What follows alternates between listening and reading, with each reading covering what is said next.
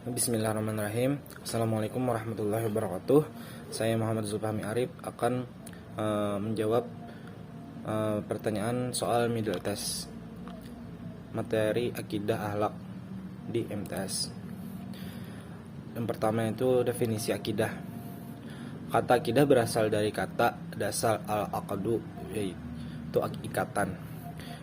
Secara terminologi, menurut Abu Bakar Jabir Al-Jazairi, akidah adalah sejumlah kebenaran yang dapat diterima secara umum atau aksioma oleh manusia berdasarkan akal, wahyu, dan fitrah. Secara etimologi, akidah berasal dari kata aqada yang berarti pengikatan. Akidah adalah apa yang diyakini oleh seseorang. Akidah merupakan perbuatan, yaitu kepercayaan hati dan pembenaran terhadap sesuatu. Sedangkan secara syara yaitu beriman kepada Allah, para malaikatnya, kitab-kitabnya, para rasulnya, dan kepada hari akhir, serta kepada kadar baik yang maupun kadar yang buruk atau rukun iman. Selanjutnya soal yang kedua, definisi akhlak. Kata akhlak berasal dari bahasa Arab yaitu al-khuluq yang berarti tabiat, perangai, tingkah laku, kebiasaan, kelakuan. Sedangkan menurut istilahnya, akhlak ialah sifat yang tertanam di dalam diri seseorang, manusia yang bisa mengeluarkan sesuatu dengan senang dan mudah tanpa adanya suatu pemikiran dan paksaan. Akhlak adalah bentuk jamak dari kata khuluq yang berasal dari bahasa Arab yang berarti perangai, tingkah laku, atau tabiat. Tiga pakar di bidang akhlak yaitu Ibnu Miskawah, Al-Ghazali, dan Ahmad Amin menyatakan bahwa akhlak adalah perangai yang melekat pada diri seseorang yang dapat memunculkan perbuatan baik tanpa mempertimbangkan pemikiran terlebih dahulu.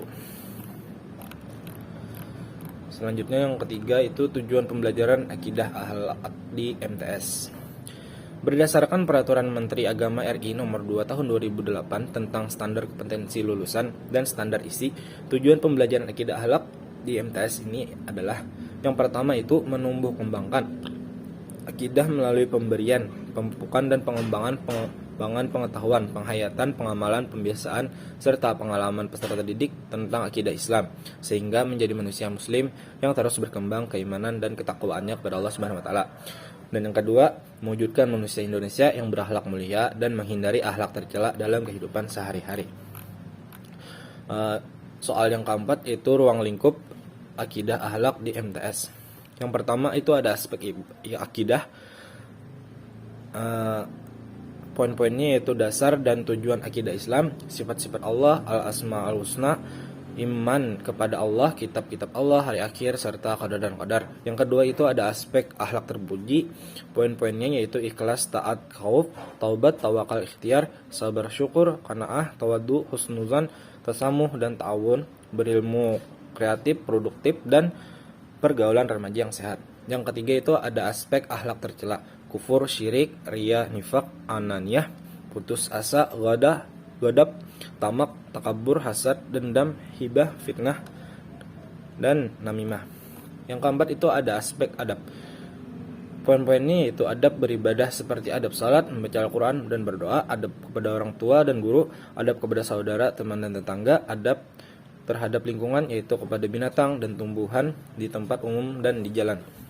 Yang kelima, aspek kisah teladan, yaitu Nabi Sulaiman dan umatnya, Ashabul Kahfi, Nabi Yunus dan Nabi Ayub, kisah sahabat Abu Bakar, Umar bin Khattab, Utsman bin Affan, dan Ali bin Abi Thalib. Soal yang kelima yaitu landasan atau dasar akidah akhlak. Yang pertama, dasar akidah mengenai pokok-pokok atau kandungan akidah Islam antara lain disebutkan dalam Quran surah Al-Baqarah ayat 258 yang artinya Rasul atau Muhammad beriman kepada apa yang diturunkan kepadanya, Al-Quran dari Tuhannya. Demikian pula orang-orang yang beriman, semua beriman kepada Allah, malaikat-malaikatnya, kitab-kitabnya, dan rasul-rasulnya. Mereka berkata, kami tidak membeda-bedakan seseorang pun dari rasul-rasulnya, dan mereka berkata, kami dengar, kami taat, ampunilah kami ya Tuhan kami, dan kepadamu tempat kami kembali. Quran surah Al-Baqarah ayat 285.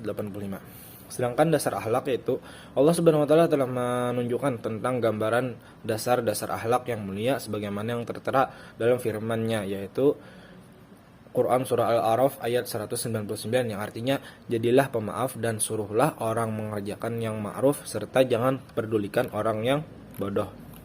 Quran surah Al-A'raf ayat 199. Akhlak merupakan suatu hak yang sangat penting untuk dimiliki oleh setiap individu umat Islam.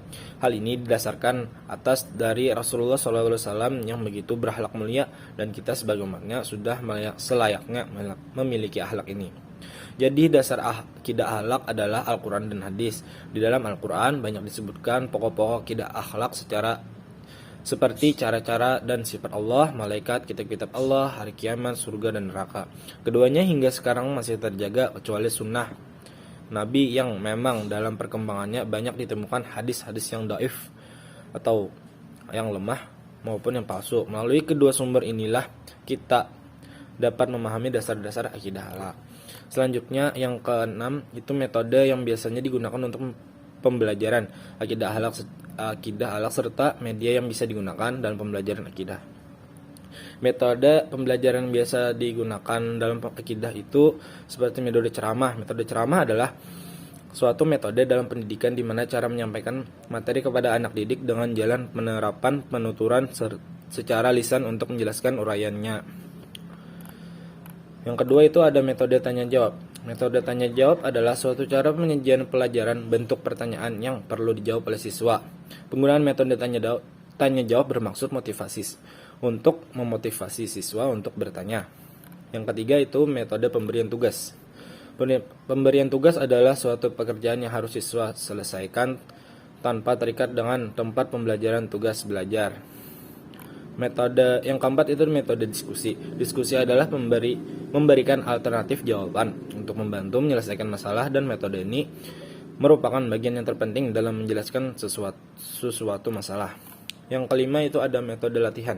Metode latihan adalah cara mengajar untuk menanamkan kebiasaan tertentu, juga sebagai sarana untuk memelihara kebiasaan yang baik. Selain itu, metode ini dapat digunakan untuk memperoleh suatu ketangkasan, ketetapan, kesempatan, dan keterampilan. Yang keenam itu ada metode pembiasan. Metode pembiasan adalah cara atau upaya praktis dalam pembentukan atau pembinaan dan persiapan anak. Nah, selanjutnya ini media yang digunakan dalam pembelajaran akidah akhlak. Jenis-jenis media pembelajaran yang cocok digunakan pada pembelajaran akidah akhlak menurut ini adalah media cetak seperti buku pelajaran, modul brosur, kartun, komik, gambar, media audio seperti CD, tapi recorder kaset, media audio visual seperti film, video, televisi, atau komputer, permainan game, manusia, dan lingkungan. Ya, mungkin sekian dari saya. Billahi taufik wal hidayah. Wassalamualaikum warahmatullahi wabarakatuh.